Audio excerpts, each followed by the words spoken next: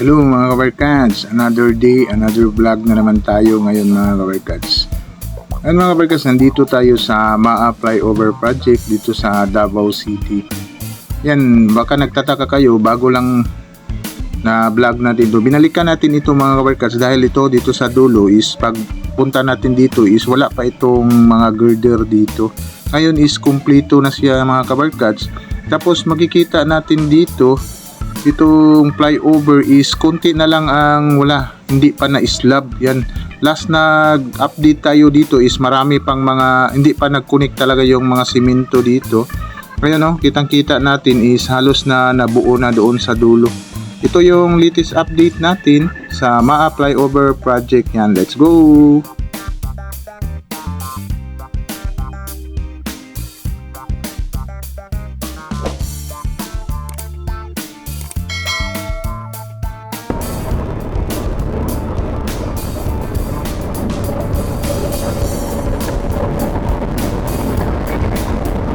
Hello mga Rockers, once again, this is our TV Moto Travel Vlog.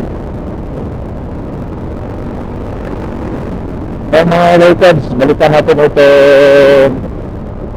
MAA Flyover Project. Kasi last nag-update tayo dito is hindi tayo complete yung girder na itulang pa dito sa abutment. Ngayon, is nakita natin sa ating kasamahan mga vlogger, yan shout out yung mga Davao vlogger. Yan, kompleto na yung girder dito. Sa baga, slab na lang at yung landing site yung gagawin nila dito para matapos itong mga flyover. Yan. Sa slab mga workers, nasa update tayo dito is mabilis sila mag-slab dito kasi kompleto lang yung mga materialis. Ang bilis talaga nila, madali lang nila na buhusan. Pero ito landing site, yan yung tagal-tagal kaunti kasi na-bearing machine kasi lagyan yung mga maliliit na bearing machine para lagyan yung landing site para titigas yun bago tamakan nila. Yan. Today is December 30, yan. Yung una sa 2022 yan, goodbye ng rapid ng goodbye 2022. Hit na sa 2025 is maganda yung buhay ng mga tao. Yan, maganda yung ekonomiya. Yan, sana hindi na mag-away-away sa politika. Yan. Ito na yung mga gadaytads, yung landing site. Yan, tapos na. Yung kita-kita natin dito yung girder.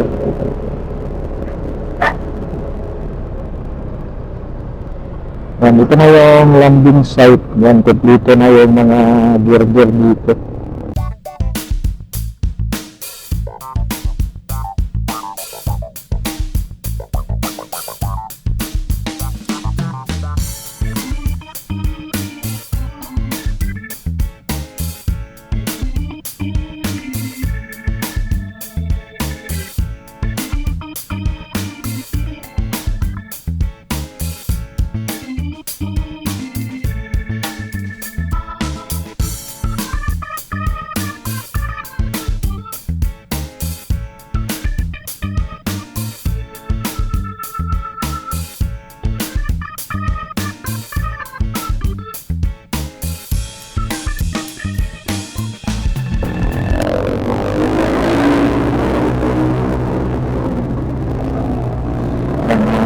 Guys, kompleto na siya mga kadaytas.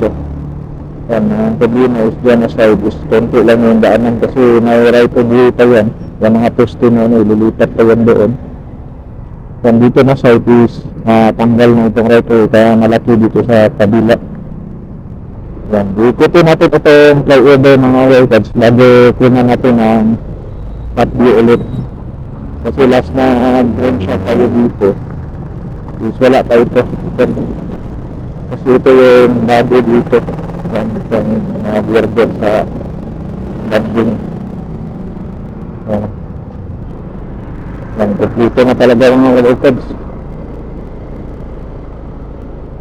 Hindi na wala nang mabibinggo dito sa poste kasi kompleto na yung girder. Oo.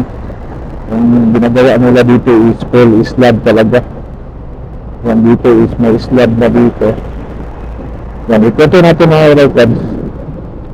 Yung flyover na yan doon sa nagpalabas yung DPWH mga 2026, 2027 para ito matapos yung kabuuan. Kasi may mga right of way pa ito na matamaan na marami dito sa giliran at yun sa kabila. Yan ang matagalan yung pagbabayad sa right of way. Pero ito ang flyover dito sa nakikita natin dito is baka matatapos ito na ang 2025. Yung totohanin lang nila yung pagtrabaho nila kasi madali na lang yung slab sa kanila. Tapos yung landing site dito, yan ginagawa na dito yung landing site. Ito yung maliit nila na boring machine. Yan, itong landing site dito yan is ginagawa na nila mga records. Yan, binubuhusan na ito yung binaburin nila machine. Papunta dyan lang, hanggang dyan lang talaga yung landing site, papunta doon. Yan dito.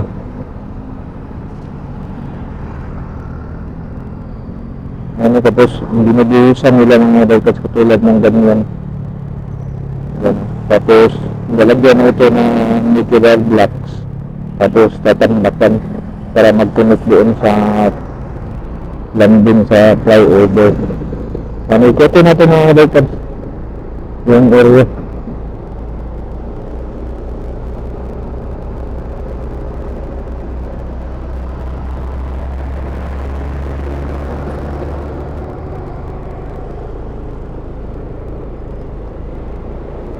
Mga taas na talaga yung panula dito mga records slab.